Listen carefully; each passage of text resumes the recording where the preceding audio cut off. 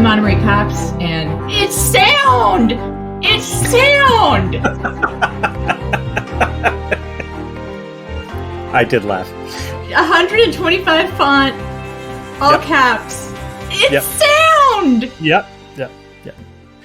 Hi, I'm Daniel Dresner.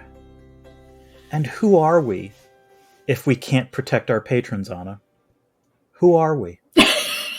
I actually wound up not liking that line, but as a parent, perhaps you have a different reaction to it. We'll talk about this. Yes, Okay. Yes. Yeah. Welcome to Space the Nation, where we look at science fiction through the lens of Diversionary war theory and punctuated equilibrium. Today, we'll be talking about A Quiet Place, which is available a lot of places, but if you already have Paramount Plus, well then, it is Go there. Quote unquote free. With just 7 ads before it starts. Yeah. In the next few weeks, we'll be talking about A Quiet Place day 1, and then we're deciding. And Dan, you know what? We haven't done a cannon fodder in a long time. Oh, okay. What were you thinking cannon fodder-wise? That sounds fun. Well, doesn't like a canticle for Leibowitz? Isn't that in the desert? I believe so. Let me put it this way. That is a book that is on my to-read list, so that might be something we could. I believe it's in like a desert abbey or something. Seems hot sci-fi summary. Yes, I see where you're going with that. Yep. Yeah. Good. I like that. And okay. it has some themes that, in theory, would interest me. Yeah. You know? I like that. Sounds good. So let's put that on the list. And also, you know, I think both of us, we enjoy the big dumb movies of hot sci-fi summer. No, this 1 week will be counter programming, and I think that's good. I think we need to exercise our brains a little bit, you know, given what else we're going to be talking about for the rest of the summer. We are always taking suggestions, but the best way to get us suggestions leads smoothly. This is a great segue, Dan, into the benefits of becoming a patron. That is definitely true, because one of the ways we will take those suggestions is by reading our awesome Discord channel, which you can only join if you're a patron. And by joining, you not just get access to that awesome Discord channel, you also get early access to the podcasts, access to our monthly AUAs, access to our special patrons-only episodes. Which we just recorded a new one. One will be released by the time you hear this about something that has nothing to do with sci-fi, but it turns out both Anna and I are really into Presumed Innocent. So we decided to talk about that. There might be other stuff we're going to talk about this summer. Who knows? It's going to be interesting. You know, there's an election coming up, Dan. Yes, there is. So looking forward to talking about that. And I know that's like a busman's holiday for us. Mm-hmm. Although I am writing less and less about politics, and it's amazing. Like, it is like the best thing that's ever happened to me. Although, I'm so jealous of you. One of the right weirdest now. things about it is that I am finding like my writing on mental health dovetails really almost all too smoothly with American politics. How would I put this? Let's just say that the last 10 years of American politics has really been a triumph for the political psychology field, would be the way to put it. That like up until about a decade ago, the dominant sort of discussion of American politics was all about institutions and structures and, you know, rational choice theory. And really in the last 10 stuff that I like, but that's not the only thing I like. And I will freely acknowledge the last 10 years, you can't really talk about American politics without talking about psychology and in particular individual psychology. I mean, I did write a whole book about that. So, yeah. Yes. Well, yes. Everyone should read Toddler in Chief. Just saying, just something that came to mind, something that might be useful, hopeful, not moving forward, but just to be prepared. Yeah. Oh, God. Yeah, you should do it. I know there's a paperback probably, Dan. You should do like another tour if the worst happens. I could write a prologue. Yes, that might be a good thing. Just saying. I don't know. Just saying. This is also encompasses our Discord, which is that we have a channel in the Discord called Take Care, where people can share about what they're going through. It's a place there's a lot of mutual support that happens in our Discord, but it's sort of a place where people can explicitly talk about what's up in a mental health space for them. And after the events of the last week, I just put a general call for like, how is everybody doing? And it was really kind of beautiful. And I'm getting a little teary. Like, aww. I know you don't show up for that stuff, Dan, but absent father, Dan. I will make an appearance, much like withholding, like the withholding dad figure that I am in relation to the Discord. And speaking of withholding dads, Anna.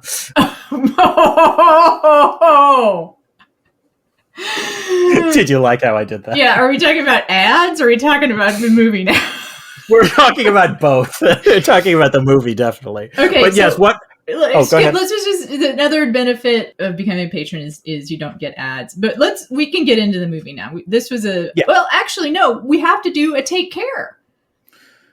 Because, Dan, I want to check in with you very briefly. Oh, yes. How are you? I am good, Anna. Okay. All things considered, that's usually the way all things considered, yes. Put it these days. It's been a hard week, and, in political science world. That said, we had people over for a wonderful July 4th cookout yesterday. We're recording this the day after that. Reminded me about all the reasons that I like this country and really very much want it to, persist kind of as it does now. So in that sense, I'm doing well, enjoying the summer. How are you, Anna? Because I got to say, your background looks like it's doing damn well. So, one's physical space is often a reflection of one's mental health. I will say, sometimes if my space is too neat, that's a bad sign, which yes, Oh, I'm very aware. Yes. This is not just you. Like I'm aware of this on my own side as well. So okay, yes. But I had so much fun kind of doing a refresh of this room, which started out as a guest room. I tried to make it an office, and then it became like, garage number 2. Oh, that's bad. Yeah, and I was so excited to have a guest room. I guess I kept thinking about it as a guest room. Like, I have a third bedroom I can use for people coming over, which was during the pandemic. So, right. And then I had another room I was going to use as like my TV room / office. And anyway, so I decided to both embrace this as my office, and I've been doing all this like inner family systems work about inner child. And so I was kind of like, and I'm going to decorate it in ways that give me joy. Like the whole house gives me joy. You've seen it. It's totally me. Like the house is like a very much an expression of who I am and my personality. I would say that this room in particular is the space, the nation part of you. Yeah, it's the nerdy part of me. It's the nerd office part of me. Yes. Right? Yes. And so since people can't see it, I will just do a little tour, which I can't walk away from the microphone and it's too big to take with me. But I have Star Wars wallpaper, which is technically for children's rooms. But I'm also going to add the Star Wars wallpaper features technical schematics. So it's all the secret plans that have been like, that's the best part. Also, that makes it read less like a kid's room to me. Yes. Like, it sort of reads architectural, right? Exactly.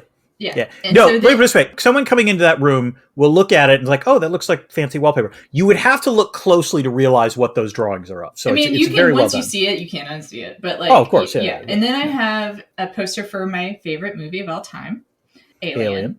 Yeah. But, the original poster looks very not dated in a cool way. It's just like kind of, it's the egg cracking open and it just doesn't look very cool. So, you can get on Etsy's people like modernist interpretations of those movies. And so I have kind of a modernist minimalist interpretation of the Alien poster, which Dan has seen, who's behind my microphone right now. Although for people who, I'm going to start posting video game. So.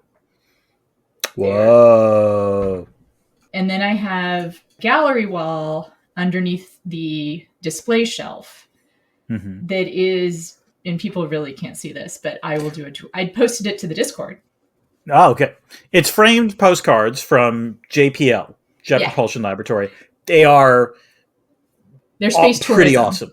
Yes, exactly. They're mid-century modern space tourism posters, and they're actually copyright free since they were created by a government program. Woo! And so only have to pay for cost of printing. Nice. And I have those framed. And then I kind of want to tell you what books I have on display because it's part of the whole thing. I also have my Minnesota license plate up there and a portrait or a cartoon of Bram. Oh. And then the books are Against Everything by Mark Grief, The Dawn of Everything, Messengers of the Right, Everything You Love Will Burn. which is all those things are about the right wing, right? Mm-hmm. And then I have the Esquire collection of the best of the new journalism of the 60s. Oh, wow. Called, the name of the book is Smiling Through the Apocalypse. And sitting on top of Smiling Through the Apocalypse is my action figure of Mobius. From the Loki television From the series. Loki television show. And yes, just to be clear, it's Mobius, not Morbius, Mobius. Mobius. And then I have, the last book I have up there is a collection of writing by Hunter S. Thompson. So, and also you can't see, but under, oh yeah, you can sort of see my couch is a pretty cool, like minimalist-ish couch. And I have a cow print blanket on top of it, which is kind of my, and then I also have a standing desk bolted into the wall, which is what I'm talking to you from. That is really cool because it folds down. So it doesn't take up space and the couch can be folded out for guests. It's like a Murphy desk. It's And so that's pretty cool. And I just gave the room a lot of thought, and it's full of things that make me happy. And it also pleases kind of my inner child piece. And we are going to wind up having a podcast longer than the movie. We'll move on. I was going to say, you're really gaming for that now. Yeah.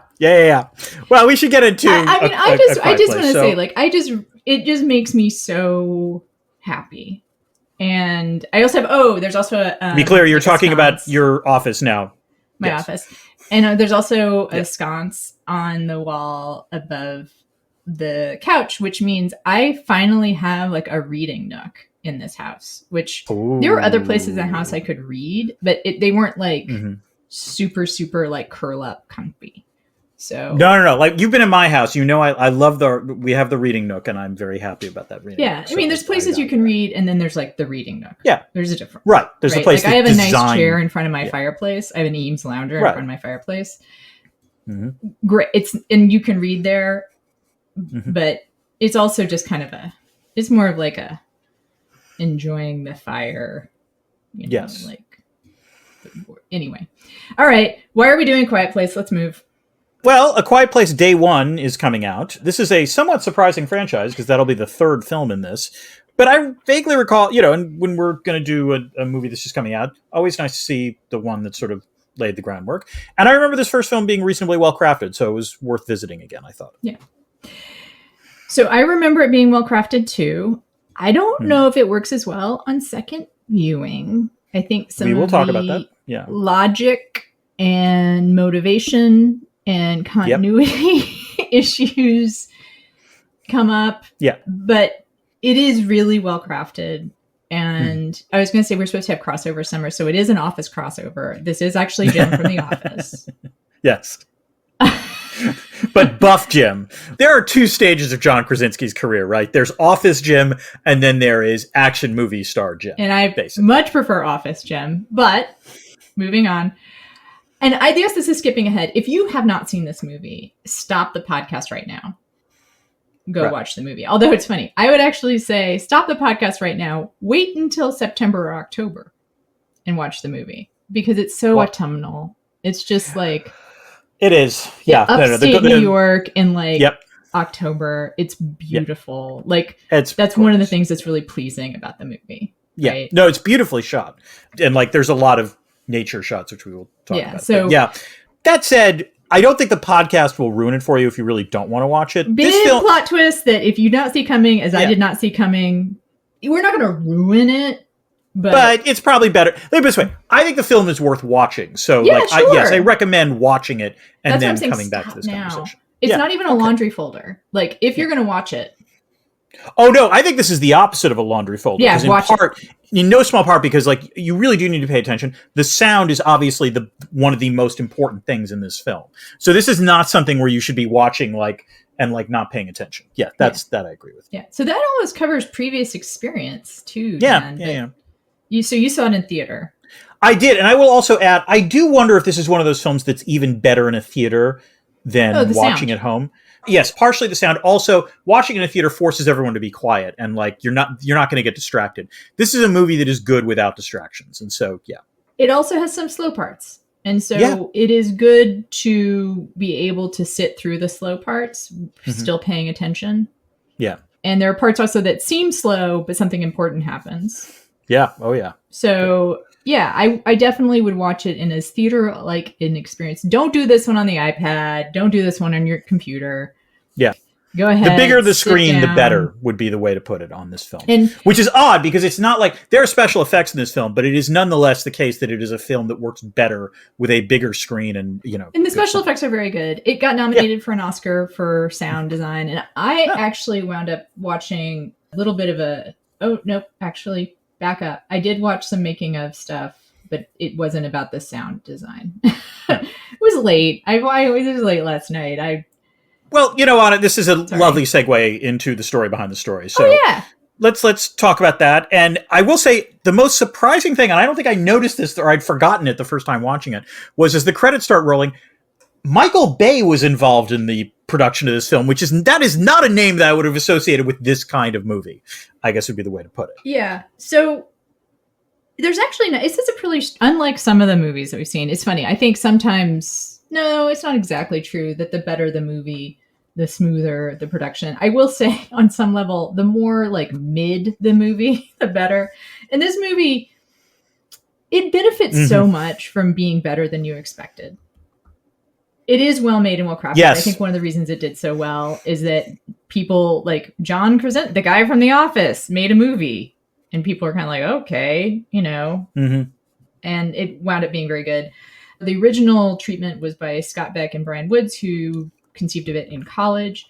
It was then the only real participation Michael Bay had was in optioning it. And, but I will say it has some trademark Michael Bay things to it. Get this. It is incredibly well made. And we both, when we did, our April, which if people haven't heard it, we did a whole month of Michael Bay movies.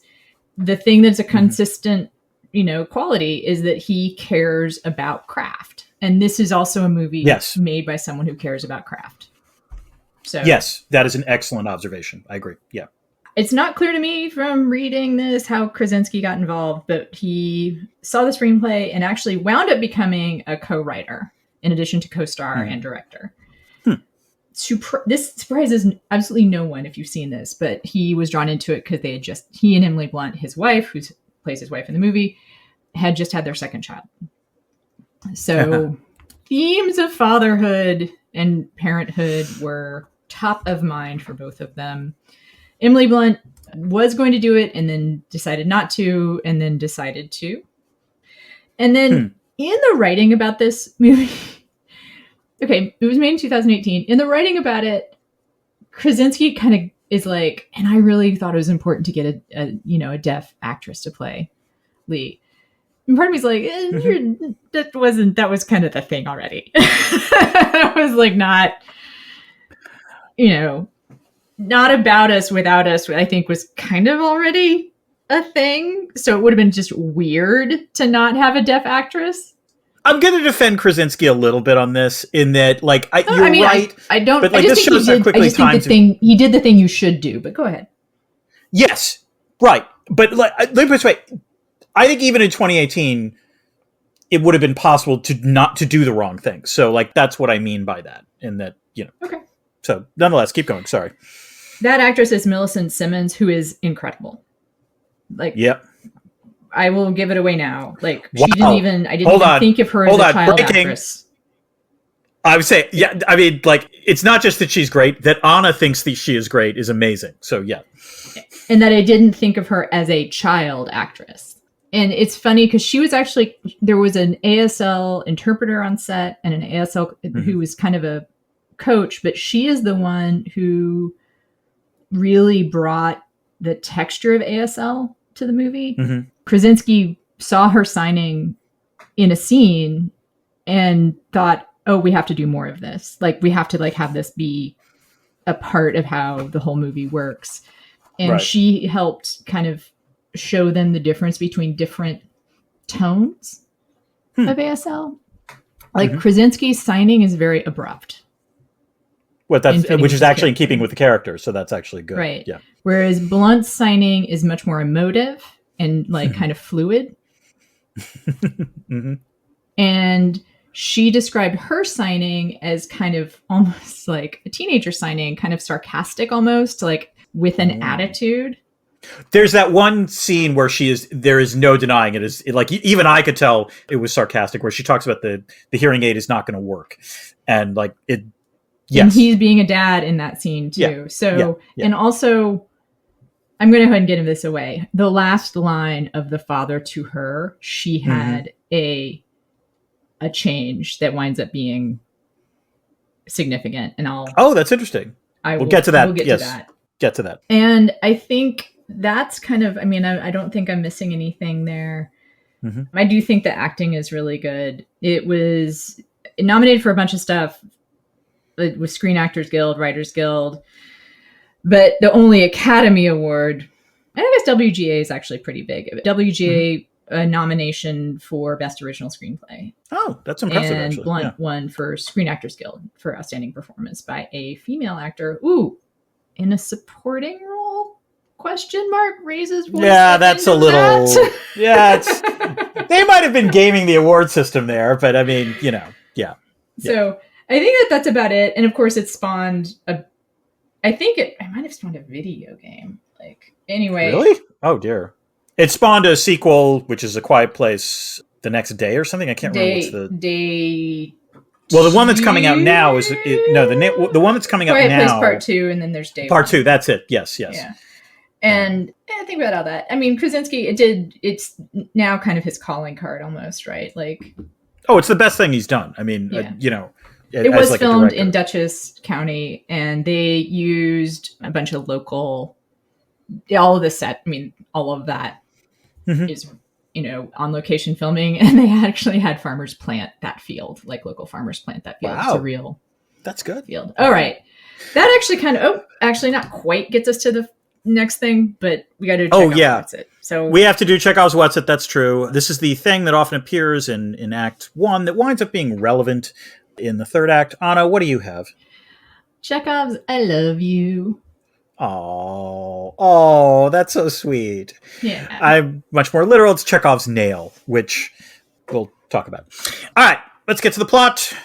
Act 1, Trad Life Utopia. Lee and Evelyn are living the traditional life fantastic, Anna. They are off the grid, working on a farm, being fruitful and multiplying, homeschooling their children, Regan, Marcus, and Bo, and making sure the boys wear pants and the girls wear skirts, and always praying before eating. There is just one catch. They are doing all of this in no small part because ravenous aliens have landed on Earth. These aliens lack the ability to see, but have super-sensitive hearing, and are drawn to any appreciable sound. Most of humanity appears to be wiped out. Regan is deaf, which means the family can communicate without sound by using ASL, American Sign Language. The trouble starts when they head into town, of course, to get meds for a sick Marcus. Bo grabs a space shuttle toy. Town. Like town, the running into town is the problem.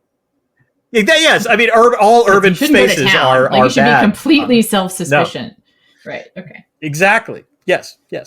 Bo grabs a space shuttle toy from the abandoned drugstore and is about to turn it on when Lee explains that they have to be quiet. Regan takes pity on him, however, and gives him the toy. Bo then grabs the batteries. On a bridge on their way back to their farm, Bo puts the batteries in and turns it on. Drawn to the noisy toy, an alien kills Bo before Lee can save him. Anna, we've already talked about Millicent Simmons' performance as is it Regan or Reagan? I'm going to say Reagan because it's fitting with the sort of trad life thing. I want to give a shout out to Cade Woodward, who plays Bo, which is the child that dies in the first 15 minutes of the film. He really does have less than 10 minutes of screen time. He is amazing and has no dialogue, obviously, but he's amazing. And that makes his demise all the more affecting, which does lead to the obvious question. Were you okay with the kid performances? I was surprisingly cool with the kids' performances. I think it's surprising to you, at least. Yes. And perhaps to our listeners. I think part of it is that they're all dressed really cool. I love the aesthetic of this movie. All that kind of mismatching patterns, but mismatching in just the right way. I believe they all dress this way before the apocalypse. I think this is just their look. Okay. Yeah. Okay. I also want to point out, I hadn't thought about this, but this is another reason, if you haven't already, stop the podcast, wait until October, watch the movie while you're in like your cozy autumnal clothes. And Bo dying is kind of a shock if you haven't seen it before. Like, because it goes against traditional story arcs, right? Like, usually you save the cat, of course you save the kid. So I realize you like this movie, but I think that one of the things that makes it good are the places where it goes against horror conventions, which, by the way, I should have mentioned in Story Behind the Story, Krasinski, not a horror fan. Like, didn't come to this movie loving the genre. And I wonder if that's one reason why the ways that it bucks convention in genre so well. Also, because it does those things, and it's such a sincere movie. Like, it is just, there is no irony whatsoever.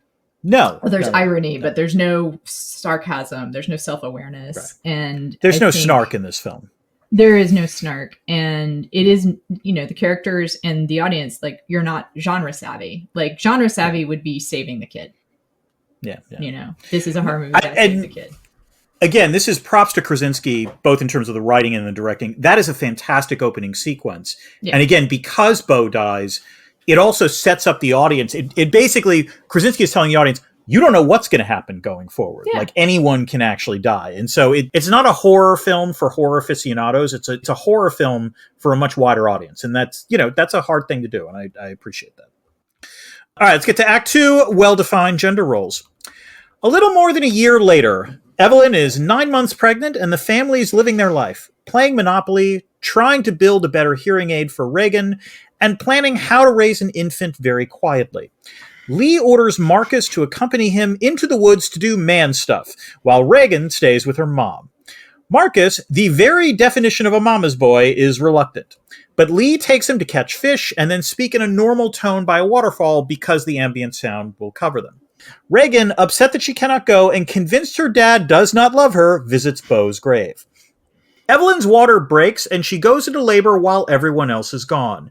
She heads down to the laundry basement but accidentally steps on an upright nail and smashes a photo frame in her agony, alerting a nearby alien. Evelyn flips a switch in that basement that turns the outside lights red to warn the rest of the family. The creature enters the basement soon after, forcing Evelyn to muffle her pain from the contractions. She distracts the creature with an egg timer and escapes upstairs into their bathroom. Anna, I think one of the overarching themes from this podcast, for longtime listeners, is that bad dads are bad and good dads are good. How do you rate Lee as a dad? He's a better dad than you are, Dan. At least to our Discord. God! At least to our patrons. You are, in real life, a very good dad, to be clear. Thank you. You are a wonderful father in real life. Having become pretty good friends, very good friends over the course of this podcast. I know that about you.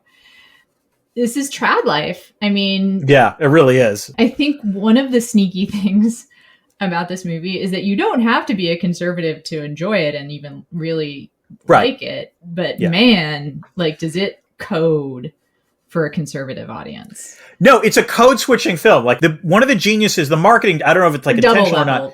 It works for, like, if you're a conservative, you are going to enjoy this film a lot. And I mean, there was a discourse around it at the time, I think, about how this is a pro-life film because, of course, they have a baby, they're having children despite everything that's horrible. But also, like, again, remembering that, watching it again, I was like, prayer before meals, check. Lots of guns, check. I started noticing, does Reagan ever not wear a skirt? Nope, she's always wearing a skirt. So is Emily Blunt's character. Yeah. And to be fair, that's comfy for pregnancy, or so I understand. Yeah. Yeah, and the gender roles are just, like, very, like...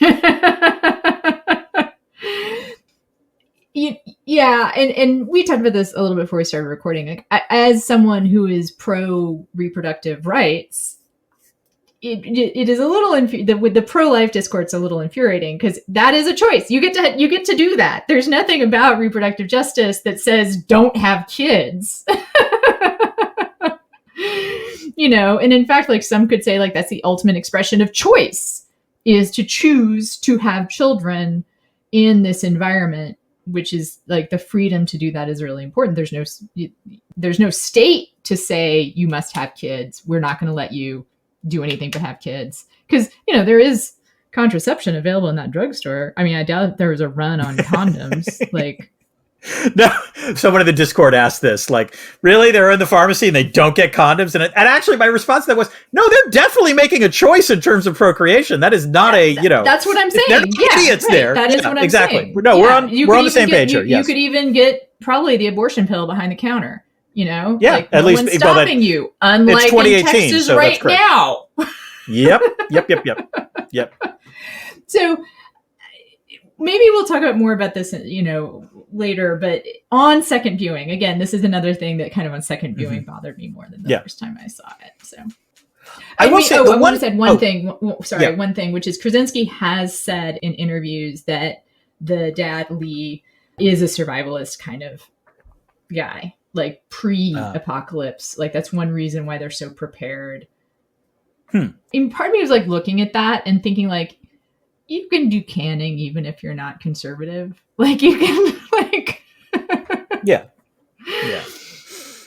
Anyway. Let me put it this way. I did want to ask you about this. Like the one thing on second viewing that I wasn't entirely sold on was that Lee never explains until the very last scene you see him in, explains to Reagan why she can't come down to the basement, or like he's withholding. He is a withholding father. I recognize those tropes, but I think unfortunately it's never. Maybe he doesn't want her to see the effort that he's putting into trying to like fix the hearing aids, but like it doesn't actually make much of a sense, even as a withholding. That bothered me too. I mean, I think this is just such a better movie, or a more enjoyable movie, I should say, if you kind of are able to let it wash over you. Yeah. And that's not the most important thing, but it is a flaw. Like on second viewing, I think would be the way to put it. Yeah. Okay, for those of you who are not patrons, now is the time for our ad break. We'll be right back after this moment of silence.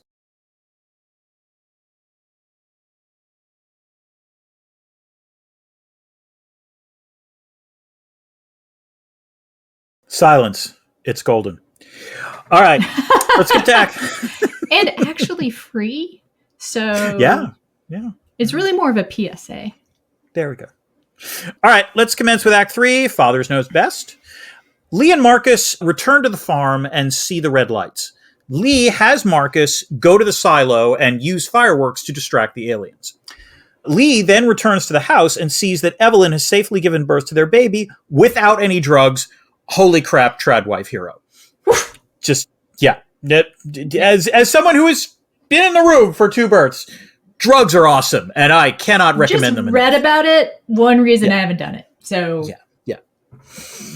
Hero. Yeah, hero. Lee brings Evelyn and the baby into their barn basement hideaway. Meanwhile, Reagan sees the fireworks and heads back to the farm. An alien sneaks up behind her among the crops, but it creates some sort of feedback with her new hearing aid that causes both of them pain and forces the alien to flee. Evelyn awakes, and Lee explains that they're safe, but the other kids are missing. Evelyn makes Lee promise to protect their children, and he goes out to look for them. The baby cries, alerting a creature and drawing it into the barn. The alien fails to find the source, but breaks some water pipes in the process. Evelyn wakes up to a flooded basement with the creature still inside and the baby starting to gurgle. She hides behind the falling water to mask her and the baby's sound. Marcus and Reagan reunite on the top of a corn silo, but Marcus falls into the silo and gets stuck. Hearing this, the alien climbs the silo and attacks Reagan and Marcus, but that darn feedback effect causes him to flee.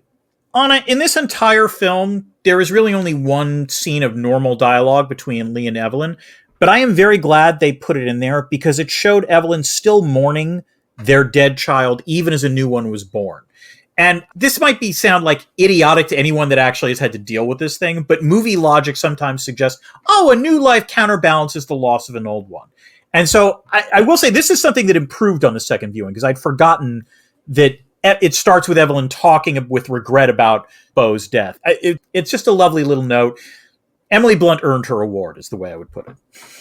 I mean, I think Emily Blunt is just amazing. I mean, we have cast her in the AUA. We talked about her being a really good choice for the lead in Gone World, which we would like to see made into a movie, especially with Denis Villeneuve making it. Oh God, he would just be so good. Oh, Like, I just really start a petition, start a change.org petition. That's what I moved to make Gone World.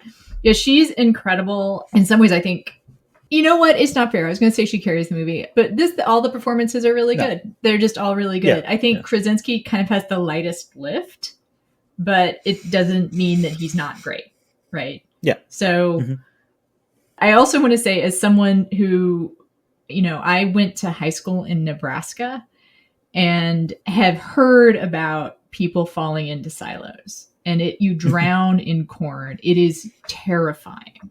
The idea I've seen Witness. I know this. Yes.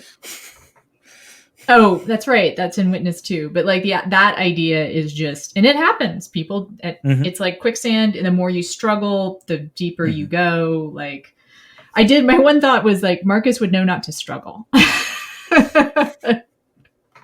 Well, but Marcus, I could see Marcus panicking. Marcus is the weak link. Marcus is the weak link, actually. He is. He's the weak. Well, I don't think he's the weak link. I live this way. He plays a character. Still a great performance. Like, he's still a great performance. Right. It's just like the least, I don't know, like compelling. I don't know, like the most kid-like. You know what it is, Anna? He's the Veronica Cartwright of this film for you. Yeah. I think he's still good. And the problem is that he's playing a character that is not the most sympathetic of all the other ones. He's the one who's like, he's a mama's boy, which is fine. Yeah. All right, let's get to the last act. Oh, so that's how you kill them. Lee finds his children and orders them into his truck. He is then wounded by an alien, causing Marcus to shout. The creature responds by attacking the truck, drawn to the noise. Seeing this, Lee signs to Reagan that he has always loved her, and then proceeds to scream so as to attract the creature's attention, sacrificing himself to allow Reagan and Marcus to coast the truck back to the house safely.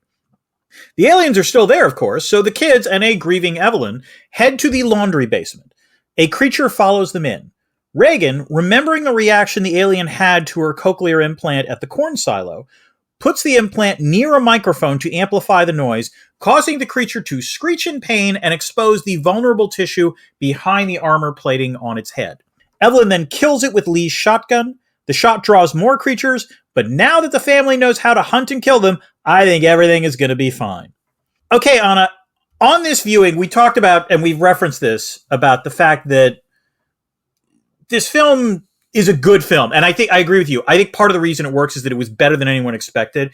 But on second viewing, there are a few sort of red flags that came up, or sort of questions I have. The most obvious one I had was why Lee and Evelyn didn't use sound better as a tactical shield.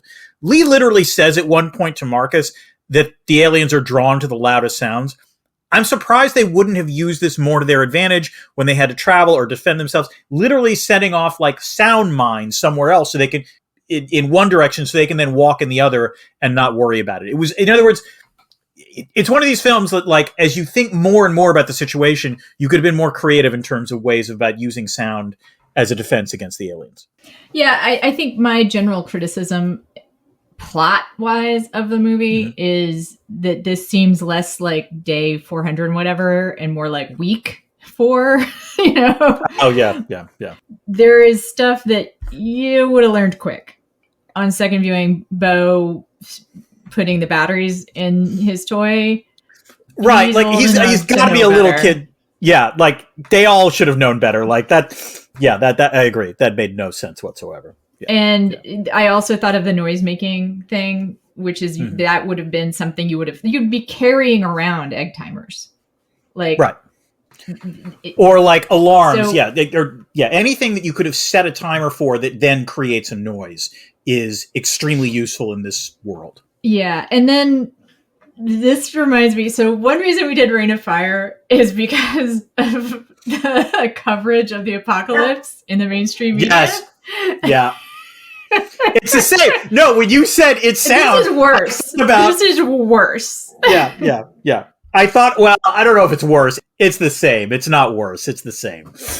This is a worse montage. It's not a montage. This is a worse depiction of media covering the end of the world. Is it worse? I mean, I think it's the same, but maybe it's because the egg and dinosaur thing is more plausible, but implausible. Go ahead. Dragon thing. It's more implausible because you could print a magazine in the circumstances in Reign of Fire. Okay. You cannot print a newspaper or a magazine. Literally, that's one problem. Is this takes place in 2018 or 2019 because there's a flash of 2020. The calendar says 2020. So actually, probably takes place in. It takes place in 2020, but it probably happened in 2019. Oh yeah, it's a year later. No, it happened in 2018 because it was like a year, and so that's when the newspaper is printed. Is the important thing. Well, also she has a calendar for 2020, and how would that get printed if it was? Do they print calendars 2 years in advance? They could, All right. Anyway, so you cannot print. There's a whole problem with it being print. Okay, and then you can't print something without making a whole fuck ton of noise. So. Yep. And then I literally did an LOL and I took a picture of the screen, took a screenshot of the whiteboard. Yeah. Which says, what is weakness? Question. No, it doesn't have a question mark actually. It says, what is weakness? Which it sets it up a little like, of course you wouldn't need to write that down. So like, this is a thing where I think this testifies to both the strengths and weaknesses of the film, which is one of the things Krasinski does as a director, which is really good. Like, he's trying to show, not tell. He's trying to shoot things so that you see the information, and it's a clever way of doing it, given that there can't be that much vocalization in the film. But you're right. At the same time, there are times where, like, you're looking at that whiteboard and it's like you can feel Krasinski taking the hammer and, like, banging it on the viewer's head of, like, see, that's gonna, like, there is such a thing as visual telling. Right. In other words, he makes a lot of right choices in terms of the direction of this film, but also, like, there are times where it's just like, you could be a little more subtle here, like, or, whatever. So, again, it's a fine line. There is far more that is good in this film than is bad, but you're right. Upon second viewing, you can see the seams a little more clearly. All right, Dan, does that cover the IR in this film? Well, I do have an answer, but it's a pretty quick one. Okay. I mean, Anna, I can still feel the weight of all the IR in my arms. No, that's a lie. There is zero IR in this film. Let's be very clear. Because there can't be IR in this film. There is zero cooperation between actors in this film because we don't see any other actors. We only see one other person outside of Lee and Evelyn's family on screen. So, like, we don't know where anyone else is. There's no information about the rest of the environment. Although I will say this comes up in the sequel. There is no negotiating or bargaining with the aliens. Like, it's zero sum. The aliens are just there to, I'm not even sure, eat. Like, I don't know what they're doing. They're just, like, they're in a bad mood. The result is pure anarchy, but it's also uninteresting. There's nothing substantive to talk about. So, no, there's no IR in this film. Did I asked you if there was more IR? I guess I thought we were talking about IR with, like, the egg timer bombs and stuff, but that's not really IR. That's like tactical, yeah. And we talked about that, but, like, I mean, there could be better war fighting, and I guess that's something that's worth thinking about. But as you say, that's one of the weaknesses of the film, which is that they don't realize it. And far be it from me to be someone who even speculates really about IR. Although I've learned so much from you, Dan. Oh, thank you. Can you have intra-family IR? Oh, most definitely. It is... Like, if you think of the different family members as actors. Sure. There's bargaining, Except there isn't in the end. Like, there's a clear hegemon, and it's Lee, just to be very obvious about this. Like, it's a patriarchal structure. This is the part where, like, Evelyn does not push back on Lee at all, except in the one conversation we talked about. And that one conversation is, Lee, you need to act more like a dad, like a patriarchal protector figure. So... Well, Reagan pushes... I mean, I guess if you see children as... Reagan and Marcus resist, but in the end, do exactly what they are told. Okay. There is a hegemon. There is a hegemon, not that interesting. Okay. Yeah, I think there's something more interesting, however, we want to... talk about it. Well, okay. Well, let me put it this way: I guess I could ask you a question. Is there a critique of capitalism in this film?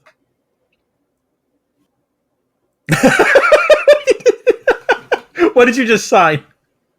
Capitalism. Oh! It's a full belly. Oh, seriously? It's a fat cat. It's not even a full belly. That's amazing. It is It is a big belly.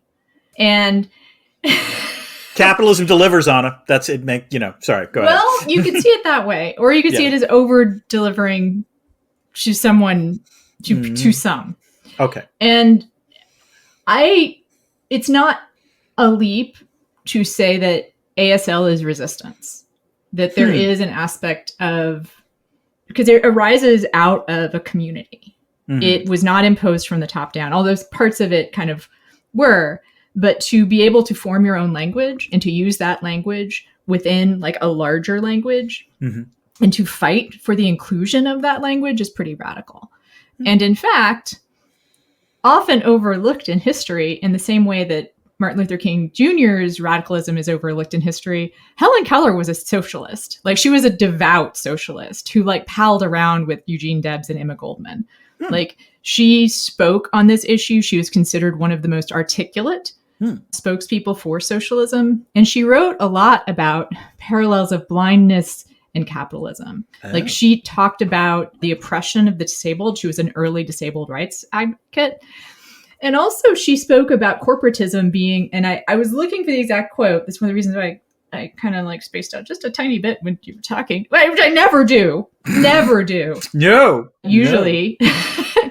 And there's a quote that I couldn't find where she talks about corporatism being the true blindness. To be blind to the plight of the unemployed, to be blind to the plight of the disabled. Okay. And it's also especially interesting because she actually came from a very wealthy family. And in fact, I believe her grandparents were slave owners. Ooh. So she became radicalized by her own disability, like feeling marginalized because of her disability. Interesting. Recognizing that her ability to participate in society depended on her wealth. That if she had not had access to a personal private tutor, she would have been an outcast as well. And I was doing some reading around, and it is a disabled rights issue to make ASL a part of the broader culture, to have it recognized as a language. I actually had an intern whom I paid, who took ASL as a part of her foreign language requirement for graduation. And she was interesting. Like, this is, 8 years ago, which is an eternity in podcast time. She really pushed me to have transcriptions available of the podcast, like before, AI was doing that automatically. Right. And it's seen as the deaf, ASL binds a deaf community together. And I did not know this until I was reading up on it, but some deaf people prefer to have deaf capitalized in the way that we have also started to capitalize. It's AP style to capitalize Black. Yeah. In writing, to denote that it is a culture. It is not just a disability. It is not just a superficial aspect. So this is not in the film. And we've already talked about how... I was going to say, we've traveled a little far away from A Quiet Place, but keep going. Yeah. Well, I just think it's interesting and important for people to recognize that there is something like happening all around us right now that is a form of resistance and kind of inspiring. So not in a, disabled triumph way, but more in a community sustaining itself and resisting the dominant paradigm way. So. Okay. I like that. And thank you for taking that in, Dan. I think I see the wheels turning in your head to Trad Dad is thinking about this. Yes. Idea. Okay. All right, let's get to the least you can do. Listeners have noticed on occasion that Anna or I, sometimes damn a movie with faint praise. Praise that would be very, very funny if it were on a movie poster as an endorsement. Anna, do you have any such faint praise for this film? I love Reagan's outfits. Which I kind of already mentioned, but yes, she looks so cool. Like, I know it's like all skirts and stuff, but she has like that half zip, which is kind of like a athleisure thing, and combined with the skirt and leggings. And I believe those are all like Chuck Taylors that she has on. So very cool. I wish I had the panache to pull off something like that, but I think it's kind of punk rock. So like that. And that's not faint praise, I guess. No, it isn't. Like, actually, in some ways, we don't always do this category because, like, sometimes the movie is better than this. Like, I put it's the Theo Khan feel-good movie of the year, but, like, it's actually unfair. I know that this movie is liked by conservatives, but it's just a legitimately good movie, and so, yes. All right. It's the feedback. Yes.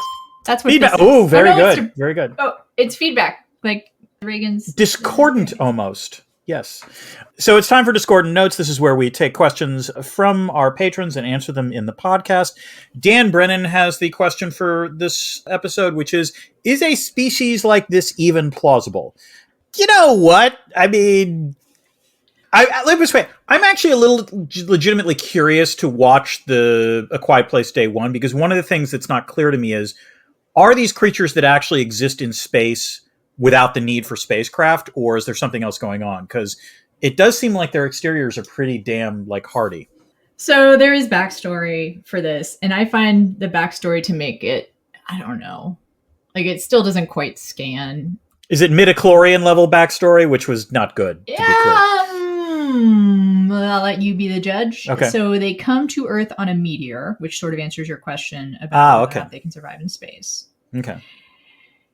But Krasinski has said that they're not intelligent. They're just basically an invasive species.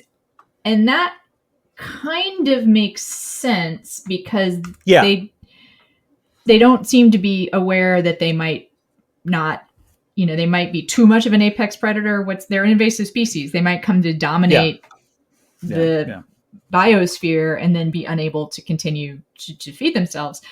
Like, I had, again, questions come upon questions, mount on questions if you see this for a second time. And, like, I was like, how many times did they attack waterfalls? Like, like, what's the learning curve for attacking egg timers? Like, where do these creatures start to understand that not all sound is food, right? So wait, this might be a dumb question, but this was something that was not obvious to me when we were watching, which is, the aliens kill humans. Do they eat them though? Like, I didn't get the impression that they actually eat them. Sorry, back up. Krasinski has said they don't eat them, and so that's even weirder, right?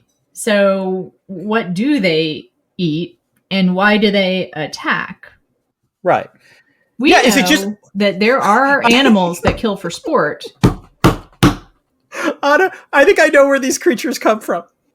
Yeah. I think that a meteor with weird radioactive powers hit the quiet car of the Acela.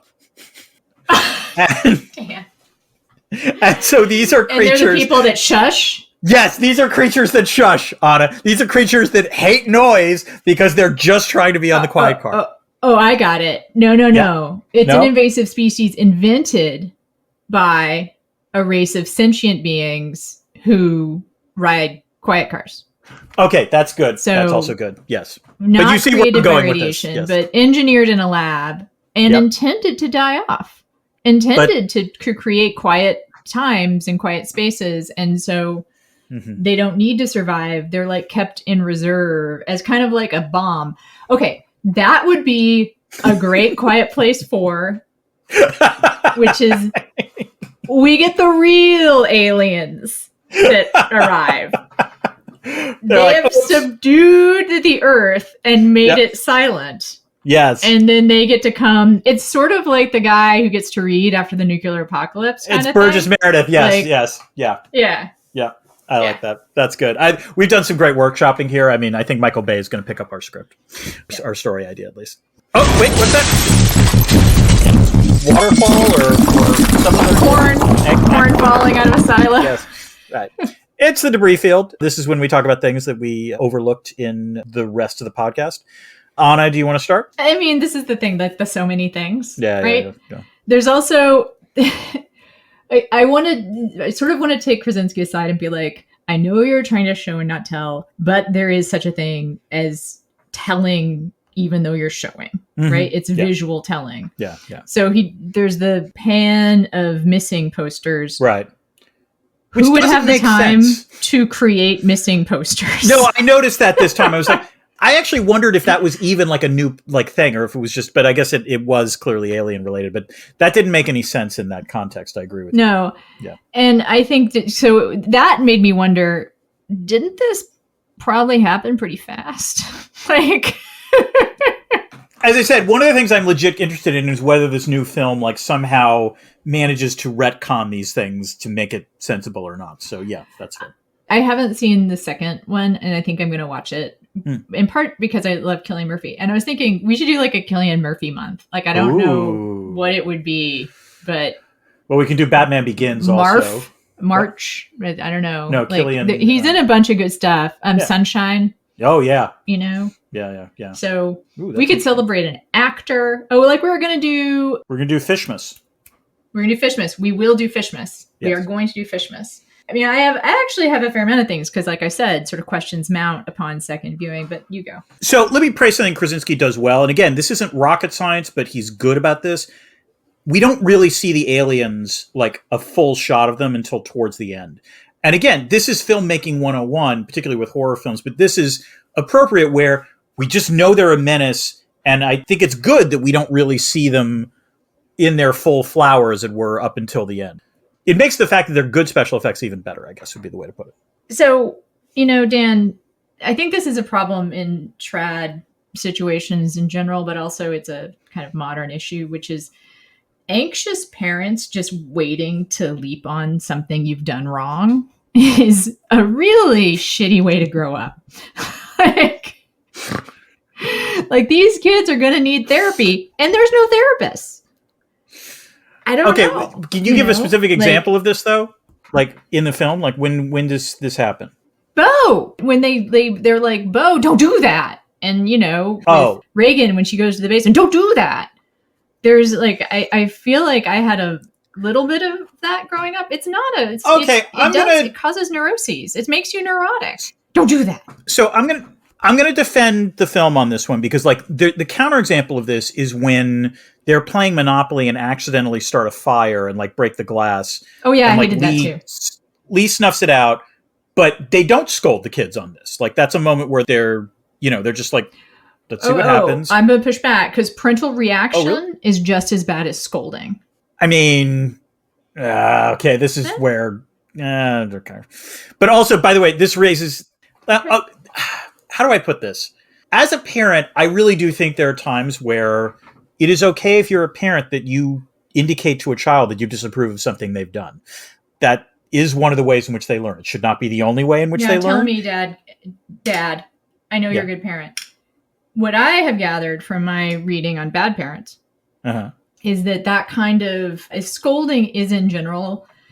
I mean, maybe it's the verb scolding, but from what I gather and from what I experienced in Counter, is that the best approach for kids is to be sort of calmly be like, all right, this is why we don't do that. Yep.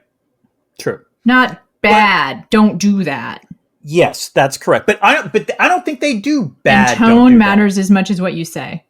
Agreed. But like, remember, they don't shout at them, obviously. It's just sort of like, and Lee, to be fair, like tone with the batteries, like Lee makes it clear. We can't do it. I'm going to defend the parenting a little bit on this. This is a world. What I want to say is this is a world without either podcasts or therapists. Yes. Okay. Talk therapy. No, actually, you could do talk therapy with ASL. So I just want to say, like, this is another thing where, like, sort of, I kind of was puzzled by this. Like, in the scene where they accidentally start a fire because it's a kerosene lamp, we see at the same time a kerosene lamp, electric lights, and candles. And I just wanted to say, pick a lane. Like, I get the impression there's a generator there, and that totally makes sense that they would have power. But, like, if you're going to do that, why have the candles and why the kerosene lamps? It was one of those sort of little annoying things that popped up. Second watch questions. Yeah. Doesn't a generator make noise? That occurred to me as well. But I wondered if it was like a waterfall, maybe, like a hydropower. That was solar, I guess. Yeah. So I also, this is kind of my last thing, and this is a very me question, but who's going to clean? And this is, okay, I want to say this is before the farm kind of gets obviously destroyed. Yeah. Like when her water breaks and she gets blood and also then gets blood all over the bathtub, part of me was like, so when are they going to clean that up? Like, what? I think that's a you thing. They're going to let that stain sit? It's in the bathtub. It's, it's not going to sit. It's not the raking water, it's a wood floor, Dan. Okay. Okay, I have a few more things. You have wood floors. Oh, yeah. I have wood floors. Yeah. Can't let that water sit. That's bad. Especially since I'm privately there, can't revarnish. Like that would make a lot of noise. Yes, that's true. Yeah, sanding that floor is pretty bad. Yep. Okay, I have a few other things just quickly. First, Liam Rossum is an actor. He's the only actor who's not a member of the family. He's maybe on screen for less than a minute. He is haunting. This is the old guy whose wife has just died and then decides he's going to scream because he wants to kill himself, basically. Again, good casting. Because that's the one moment where there might have been IR in the film because you were worried, was he going to attack them or something like that? But no, he just wants to die. We said this, but I think it's worth repeating. This is only a 90-minute film and well done. It's not like it should have been it's not too, it's just the right length. There are actually quiet scenes. There's patience. It's a nice, tight little story. And again, I think that's one of the reasons why it works. This is a small thing, but do we ever hear anyone's name said in the film but Lee's? It's when I was done, it's okay, I know he's Lee. I couldn't remember any of the other rest of the names. And they're rolling in the credits, but it was just weird that again, sort of a patriarchal thing. We only hear Lee's name. Yeah, I don't think so. I don't think so. Patrons, if you correct me if we're wrong. And then finally, this is you're talking about the sort of casting of the deaf actress. I do wonder a little bit if this was sort of the gateway film for Coda to win Best Picture. This film showed that this sort of character would be affecting. And so I do think that's one of the reasons. It's a weird thing, but I just thought I would close with that point. One of the things I found out when I was doing research on the history of ASL and its place in culture, and this doesn't really enter into the resistance part of it, but kind of, I guess, but 90% of deaf people are born to hearing parents. So, I mean, it's just an accuracy or something. Yeah. But I did have one thing. Yep. That when I only closed my eyes during one thing during this movie. It's funny. I love horror, but sometimes I have to look between my hands for jump scares, when I know they're coming. Mm-hmm. When I first saw this movie, I knew it was coming and it was too much tension when she steps on the nail. Yes. Just and again, that is that is kind of body horror for me. It's tiny, but oh. Yeah. I forgot two things about that nail. The first is, again, props to Krasinski. He sets it up well. That's where you just pan and we see it and we know it's going to play a role later. And so that's going to be a thing. The second thing though, this weakness on second viewing, that nail mysteriously ceases to be an issue in the last 10 minutes of the film because they're going down that same basement stairs. Evelyn knows it's there, so she's going to avoid it. But Reagan walks down immediately afterwards, doesn't hit it. The alien walks down, doesn't hit it. It was just sort of odd that was the case, but whatever. And yeah, so another props to Krasinski, which is that the barefoot thing winds up, it's Chekhov's bare feet, actually. Yeah. That's a good point. And then I do have one last thing on this point, which is... And I have one other thing too. Yes, go ahead. Okay.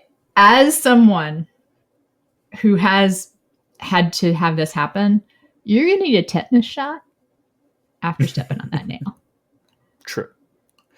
By the way, that's one of those painful shots I've ever gotten. Those are those are bad.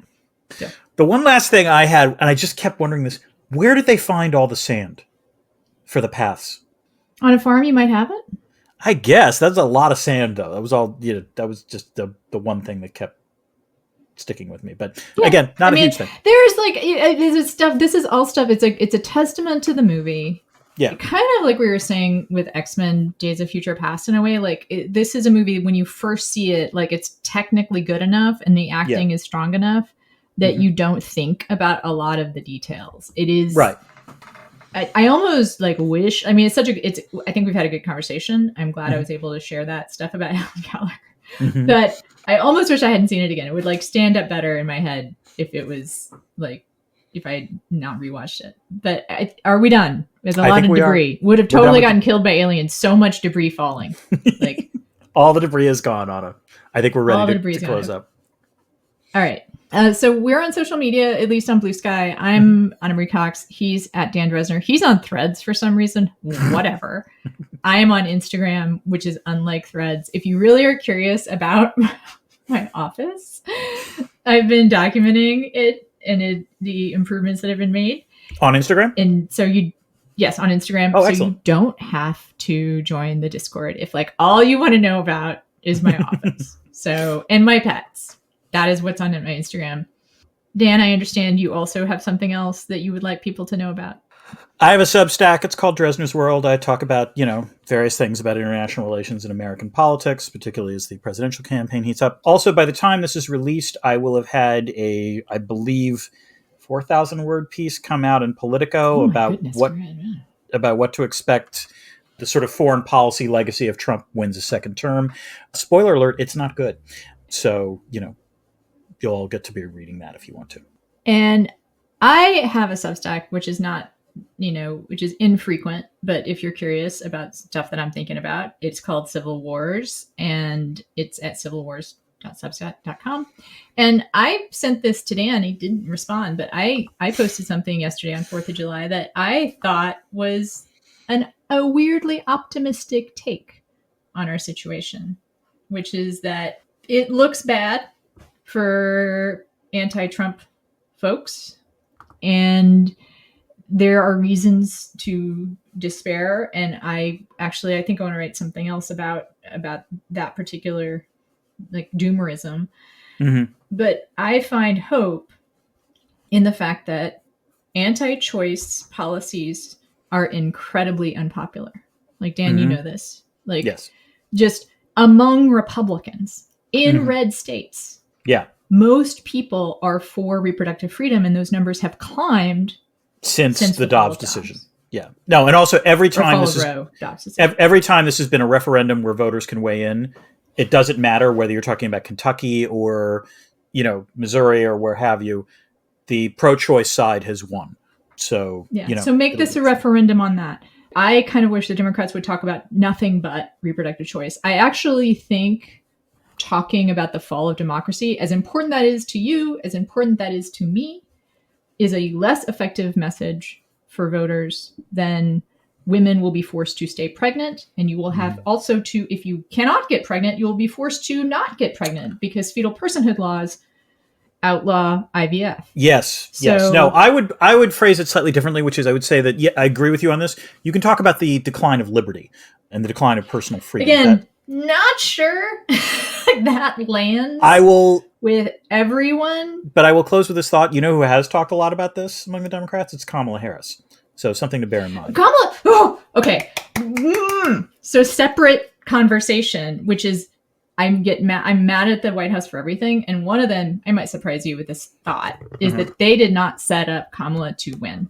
They did not set her up to have a strong campaign of her own for president, whether you think that's going to come soon or you think that's going to come. That is a topic of conversation for a special, I think, podcast, not at the end of this one, is the way I would put it. I will be happy to talk to you about that, though. Oh, you disagree? I disagree slightly. It's not, I just quickly, that's because she was the vice president. And this is a perennial issue in terms of vice president. A vice president under circumstances unlike almost any vice president in history, and went into this knowing that those circumstances were different, which is to say, to have a president that the oldest president in American history and a president who people were already talking about to be perhaps a one-term president. And she was especially disserved by making her border czar or whatever. No, we're gonna have to record a special paper. Okay, all right. Can I end on the other thing? It's my specific point about talking about reproductive choice, which is this is not just something I think that candidates should be talking about. I think you, listener, presumably if you made it this far, you kind of agree with us. Talk about this with your friends and family. Talk about reproductive rights with your friends and family. Talk about the election with your friends and family. This is looking to be historically low turnout. People are dispirited. People think that maybe their vote doesn't matter. They don't like the choices ahead of them. And as I said, even conservatives and moderates are pro-reproductive freedom. And I think also the cure for depression, and this is the piece I think I want to write, Dan, is hope. Yeah. And the way to engage with hope is to engage with community. and connection. Yes. So to discuss this with your friends and family creates the kinds of connections that can help you feel more like what you're doing matters. And it does. It does. What you're doing matters. And on that note, I think that's a nice note to end on. Until next time. Keep this channel open for more.